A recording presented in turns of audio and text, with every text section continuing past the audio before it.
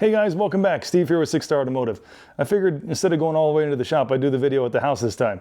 I get asked questions about the topic we're going to talk about today really often, and I really want to clear things up to help people understand, what's really going on. So, a lot of things in life are rather self-explanatory, and a lot of things are not. And this is definitely one of the things that isn't very self-explanatory. And if you are so inclined, please like, subscribe, and join me as we talk about multiple warning lights.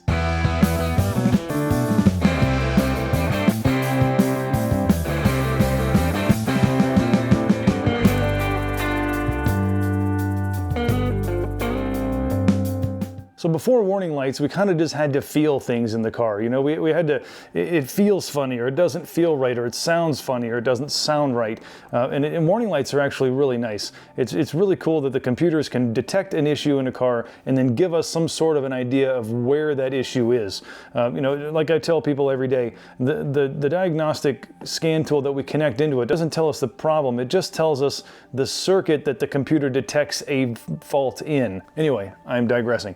But again, it's cool that the computers can at least give us some sort of indication that things are happening before any real serious damage can occur. But like everything in life, it's only gotten more and more complicated over the years. So instead of just one check engine light, you've got multiple, tens of lights on your dash now, and even other lights and messages and all kinds of stuff that can let you know of issues in the car. So when you do see multiple lights come on at the same time for multiple different systems, does that mean that you have multiple problems all at once? I mean, logic would state that probably not. Right? I mean, it's not impossible. If you have some sort of an issue where something hit a harness and it tore a bunch of wires up, and you do have a bunch of different systems that are affected by those wires, then sure, it can happen. I mean, it almost never happens, but it can. I believe that the justification that the manufacturers have for doing this is that if one system, like the main engine system, is not operating like it should, then the other systems that load that system down or rely on that system to work properly really shouldn't function if that system isn't functioning like it should.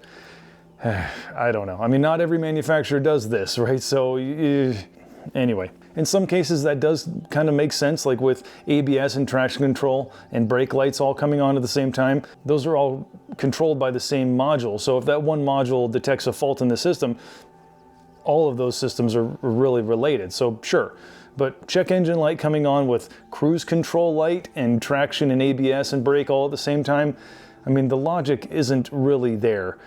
So really the main reason that it's done is to make you stop. I mean, everyone knows at this point someone or you have driven with a check engine light on for a long time. A check engine light, I guess let's back up a little bit further. So a check engine light generally comes on for an emissions related failure. Anything that can happen that can turn a check engine light is going to affect emissions in some way or another, even if it's a transmission code, an air conditioning clutch code. I mean, there's all kinds, regardless, in some way that code is going to affect emissions. So the powers that be do not want you to be driving around with an emissions fault. So because the vehicles are so adaptive and they can add and subtract fuel, they can do all kinds of things, changing timing, there's a lot that they can do to correct a slight malfunction. So you can drive with a check engine light on for quite some time in a lot of cases, not in all, but in plenty. But they don't want you to do that. So there's some manufacturers are a lot more intrusive than others. They're turning multiple systems off in order to make you really, wow, holy cow, what's going on? Then you stop, right? I mean, and the problem is that you can't just ignore all of them, because what if there is another problem? You never know. So, it works and it's smart, but that's what we're here for, right? So, obviously any problem that happens with your car, you should fix. If you have any lights that come on, just stop on by, come see us. We'll go out there, we'll help you triage the situation. We'll say, okay, yes, no, this code is probably pretty severe. We should probably stop driving it so we can avoid a tow since it's already here. Or, no, this is like evaporative emissions or something. Let's get you on the schedule and then we'll see you in a bit. So that'll kind of help determine, based on the code that we find and the circuit that is likely affected, should you keep driving, can you keep driving, that kind of stuff. So we can absolutely help you with that. There are some vehicles though, however, that they go a bit too far in my opinion. Like the Tundras from 7 to like 14 or whatever it is, they would go so far as to put the vehicle in limp mode if you had a secondary air injection system fault. I mean, in my opinion, that's pretty crazy. So I mean, and they also had a really big problem with the air injection pumps and the valves getting water intrusion because of an issue with the design being in the fender well. And anyway, and it would cause the vehicle not to be able to be driven. If you need to know what secondary air injection is, leave me a comment and I'll make a video about that. Anyway, it's just an emission system, so not something that's really going to affect how the vehicle drives necessarily. I mean, it can. If any technicians, you kind of know what I'm talking about, but kind of like EVAP, not really a crucial system when it comes to turning the vehicle off or putting it in limp mode, 20% throttle. Geez, it's just crazy to me that anyway. So, and other manufacturers can do other things. So yeah, Subaru, for one, they'll actually, that's what I get for doing it at home. It's a nice clock though. So Subaru, for one, will turn on the cruise control light if you have a check engine light. Not all the time, for whatever reason. Some models do it and some models don't. But if your cruise control light is flashing, your cruise control is deactivated. So you won't be able to use it. So if you got bad knees and you want to be able to drive, you can't use your cruise control if your check engine light's on. That stuff is just so frustrating to me. But I mean, I understand why they're doing it. It is important and it should be fixed. Otherwise, we'd all be driving around in smog like we were back in the 60s or whatever.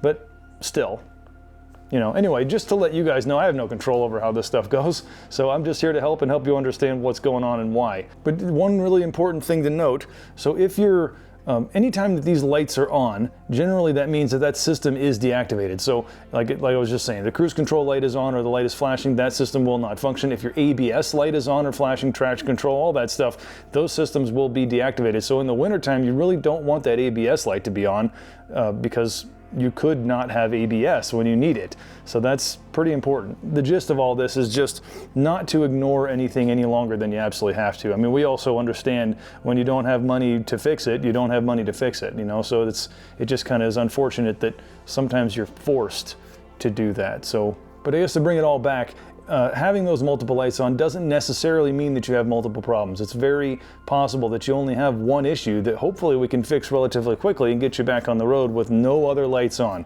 So that's, I would say the majority of cases, that's true. So anyway, that's actually it for today. That's a relatively short one, and I just wanted to get something out there. I've been gone for the last few weeks, last few Fridays. I finally managed to take a little vacation with my wife, so sorry for not posting, but thanks guys for your support. Thank you for watching these videos. And remember, you can always come by to experience a 6-star difference for yourself.